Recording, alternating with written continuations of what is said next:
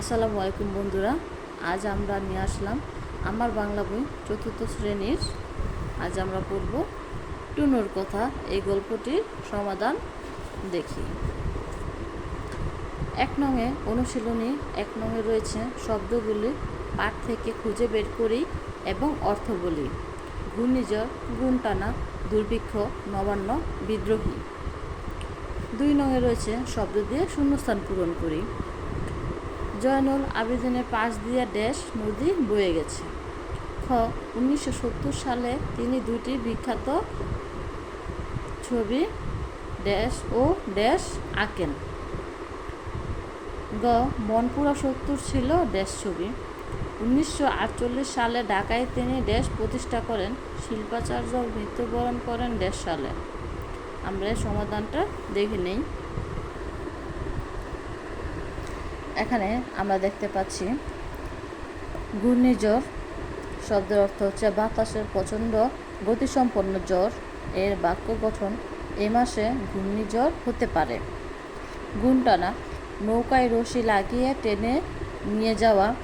জেলেরা গুণ টেনে টেনে নৌকা নিয়ে যাচ্ছে। দুর্ভিক্ষ খাদ্য ও পানীয় সংকটময় পরিস্থিতি। বাংলার ১৩৫০ সালে এদেশে দুর্ভিক্ষ হয়। নবান্ন নতুন ধান কাটার পর অগ্রহায়ণ মাসে অনুষ্ঠিত একটি উৎসব। আজ গ্রামটি নবান্ন উৎসবে মেতে উঠেছে। বিদ্রোহী প্রতিবাদী, যিনি প্রতিবাদ করেন। কাজী নজরুল ইসলাম বিদ্রোহী কবি বলা হয়। ২ নংয়ে আমরা দেখে নেই শূন্যস্থান পূরণ। জয়নুলের বাড়ির পাশ দিয়ে ব্রহ্মপুত্র নদী বয়ে যায়। এই যেখানে আমাদের উত্তর রয়েছে। খ ১৯৭০ সালে তিনি দুটি বিখ্যাত ছবি, একটি হচ্ছে নবান্ন ও মনপুরা ৭০ আঁকেন। গ মনপুরা ৭০ ছিল ঘূর্ণিঝড়ের ছবি। ১৯৪৮ সালে ঢাকায় তিনি আর্ট স্কুল প্রতিষ্ঠা করেন। শিল্পাচার্য মৃত্যুবরণ করেন ১৯৭৬ সালে। ৩ নংয়ে রয়েছে জয়নুল আবেদিনের সংক্ষিপ্ত জীবনী রচনা। নাম, জন্মসাল ও জন্মস্থান, শৈশব, কলেজের নাম, তার আঁকা বিখ্যাত ছবি, তার গড়ে তোলা প্রতিষ্ঠান, মৃত্যুবরণ।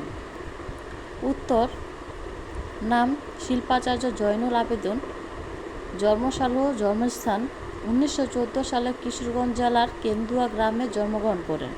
শৈশব সারাদিন নদী, কাশবন, নদীর উপরে পাখির উড়ে যাওয়া, ঘুমটানা নৌকা, পথঘাট, গাছপালা, আকাশ, ফসলের মাঠ দেখত আর এসব ছবি আঁকত।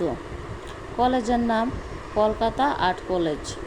তার আঁকা বিখ্যাত ছবি বাংলা ১৩৫০ সালের দুর্ভিক্ষ ছবি, নবান্ন, মনপুরা ৭০, বিদ্রোহ, মইটানা, গুণটানা, গায়ের বধূ ইত্যাদি। তার গড়ে তোলা প্রতিষ্ঠান ঢাকা বিশ্ববিদ্যালয়ের চারুকলা ইনস্টিটিউট। মৃত্যুবরণ ১৯৭৬ সালে ২৮শে মে। ৪ নংয়ে রয়েছে বাম অংশের সঙ্গে ডান অংশের তথ্য মিলিয়ে পড়ি। মা বাবা জয়নুল আবেদিনকে আদর করে জয়নুল কাউকে না বলে কলকাতা যান। দেশে বড় রকম দুর্ভিক্ষ হয়। তার বিখ্যাত ছবি ঢাকায় আর্ট স্কুলের প্রতিষ্ঠা করেন। ১৯৪৮ সাল ১৩৫০ সাল বিদ্রোহী, নবান্ন, মনপুরা ৭০ টুনু বলে ডাকতেন ১৬ বছর বয়সে। উত্তরটা আমরা দেখে নিই। মা বাবা জয়নুলকে আদর করে টুনু বলে ডাকতেন। জয়নুল কাউকে না বলে কলকাতা যান ১৬ বছর বয়সে। দেশে বড় রকমের দুর্ভিক্ষ হয় ১৩৫০ সালে। তার বিখ্যাত ছবি বিদ্রোহী, নবান্ন, মনপুরা ৭০। ঢাকা আর্ট স্কুল প্রতিষ্ঠা করেন ১৯৪৮ সালে। ৫ নংয়ে রয়েছে প্রশ্নগুলো উত্তর বলি এবং লিখি। ক জয়নুল আবেদিনের জন্ম কোথায়? খ ১৩৫০ সালে জয়নুল কিসের ছবি আঁকেন? গ নবান্ন ছবিতে কি ফুটে উঠেছে? গ কত সালে তিনি আর্ট কলেজের রূপ দেন? ও জয়নুলের বিখ্যাত ছবি কি কি? ছয়, বড় হয়ে কি হতে চাও সম্পর্কে 5টি বাক্য লিখি। আমরা উত্তরগুলো দেখে নেই।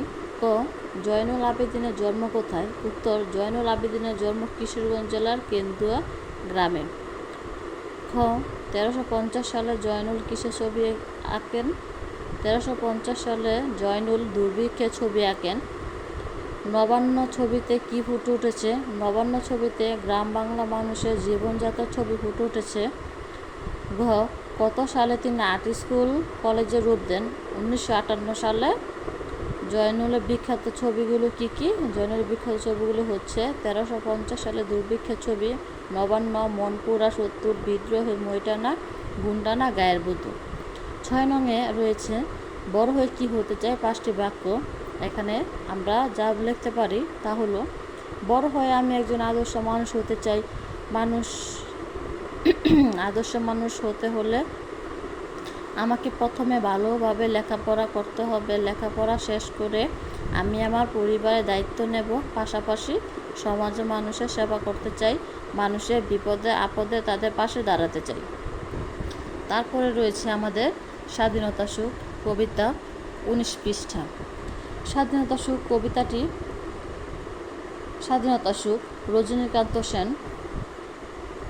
বাবুই পাখিরে ডাকি বলিছে চড়াই, কুড়ে ঘর থাকা করো শিল্পের বড়াই। আমি থাকি মহাসুখে অট্টালিকা পরে, তুমি কত কষ্ট পাও রোদ বৃষ্টির ঝরে। বাবুই হাসিয়া কহে সন্দেহ কি তাই, কষ্ট পাই তবু তাকে নিজের বাসায়। পাকা হোক তবু ভাই পরেরও বাসা, নিজ হাতে গড়া মোর কাঁচা গোশ ঘাসা। আমরা এর প্রশ্নগুলো সমাধান দেখে নেই।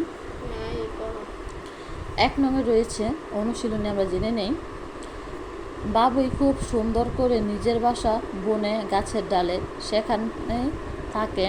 আর চড়ুই থাকে অট্টালিকায়, অন্যের আশ্রয় থেকে চড়ুইয়ের অহংকারের শেষ নেই। বাবুইকে সে বাঁকা কথা বলে, কিন্তু বাবুই তাতে দুঃখ পায় না। রোদ বৃষ্টি ঝড়ে কষ্ট পেলেও বাবুই নিজের ঘরে থাকে। নিজের হাতে বানানো কাঁচা ঘরটাতেই সে সুখী। কবিতাটিতে বোঝানো হয়েছে নিজের চেষ্টা অল্প অর্জন অধিক গৌরব। 2, শব্দগুলো খুঁজে বের করে অর্থ বলিও লিখি। স্বাধীনতা, কুড়েঘর, শিল্প, অট্টালিকা, খাসা।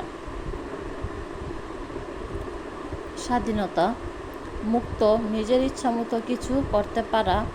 আমরা আমাদের স্বাধীনতা বজায় রাখব। কুড়েঘর, খড়কুটো দিয়ে তৈরি ঘর, লোকটি কুড়ে ঘরে থাকে। শিল্প, নিপুণতার নান্দনিক কৌশল। বাবুই পাখির বাসা একটি শিল্প। অট্টালিকা, সুউচ্চ দালান, ধনীরা অট্টালিকায় থাকে। খাসা, খাঁটি, তোমার কেনা জিনিসটি একদম খাসা। 3 নংয়ে রয়েছে শূন্যস্থান পূরণ। শব্দ দিয়ে শূন্যস্থান পূরণ করি। কুড়ে ঘরে থাকি কর শিল্পের বড়াই। আমি থাকি মহাসুখে অট্টালিকা পরে। বাবুই হাসিয়া কহে, আমরা সমাধানটি দেখি। কুড়ে ঘরে থাকি কর শিল্পের বড়াই। আমি থাকি মহাসুখে অট্টালিকা পরে। বাবুই হাসিয়া কহে সন্দেহ কি তাই, কষ্ট পাই তবু থাকি নিজেরও বাসায়। নিজ হাতে গড়া মোর কাঁচা ঘর খাসা। 4 নংয়ে রয়েছে বিপরীত শব্দ বলিও লিখি। সুখ, কষ্ট, পাকা, স্বাধীনতা, খাসা। প্রদত্ত শব্দ, বিপরীত শব্দ। সুখ, দুঃখ, কষ্ট, আরাম, কাঁচা, পাকা, স্বাধীনতা, পরাধীনতা, খাসা, ভেজাল। 5 নংয়ে রয়েছে সাজিয়ে লিখি। ক, থাকি কুড়ে ঘরে কর বড়াই শিল্পের। খ, বাসায় কষ্ট থাকি পাই তবু নিজের। গ, বাবুই চড়াই ডাকি পাখিতে বলিছে। ঘ, মোর নিজ ঘর খাসা হাতে কাঁচা ঘোড়া কাঁচা। ও, মহাসুখে আমি অট্টালিকা পরে। আমরা এগুলোকে সাজিয়ে দেখি। উত্তর হলো, কুড়ে ঘরে থাকি করো শিল্পের বড়াই। খ, কষ্ট পাই তবু থাকি নিজের বাসায়। গ, বাবুই পাখিরে ডাকি বলিছে চড়াই। ঘ, নিজ হাতে গড়া মোর কাঁচা ঘর খাসা। ও, আমি থাকি মহাসুখে অট্টালিকা পরে। 6 নংয়ে প্রশ্ন উত্তর বলিও লিখি। চড়াই বাবুকে ডেকে কি বলেছে? খ. বাবুই পাখি কষ্ট পায় কেন? গ. চড়াই কোথায় থাকে? ঘ. কার ঘরটি খাসা? ও. কষ্ট পেলেও বাবুয়ের মনে দুঃখ নেই। আমরা উত্তরগুলো দেখি নেই। ক এর উত্তর, চড়াই বাবুকে ডেকে কি বলেছে? উত্তর, কুঁড়ে ঘর থেকে শিল্পের বড়াই করার কথা বলে। খ. বাবুই পাখি কষ্ট পায় কেন? রোদ বৃষ্টি ঝড়ের কারণে বাবুই পাখি কষ্ট পায়। গ. চড়াই কোথায় থাকে? চড়াই অট্টালিকায় থাকে। কার ঘরটি খাসা? বাবুই পাখির ঘরটি খাসা। কষ্ট পেলেও বাবুইয়ের মনে কষ্ট নেই কেন? নিজের হাতে তৈরি করা ঘরে থাকে বলে বাবুইয়ের মনে কষ্ট নেই। 7 নংয়ে কবিতা থেকে কি শিখলাম তা 5টি বাক্য। কবিতা থেকে যা শিখলাম: 1. মনে যার সুখ আছে সে প্রকৃত সুখী। যার স্বাবলম্বী তার এই সুখ পায়। 2. যারা অন্যের উপর নির্ভর করে তারা পরনির্ভরশীল অসুখী। 3. পরাধীন থেকে সুখ ভোগ করার চেয়ে নিজ স্বাধীনভাবে দুঃখ কষ্টের চেয়ে মধ্যে থাকা অনেক ভালো, অনেক তৃপ্তির। 4. নিজের হাতে তৈরি কাঁচা ঘরে থাকার মধ্যে দিয়ে স্বাধীনতা সুখ পাওয়া যায়। 5. শত কষ্টের মধ্যে থাকলেও আমরা আমাদের স্বাধীনতা রক্ষা করব। স্বাধীনতাতেই প্রকৃত সুখ।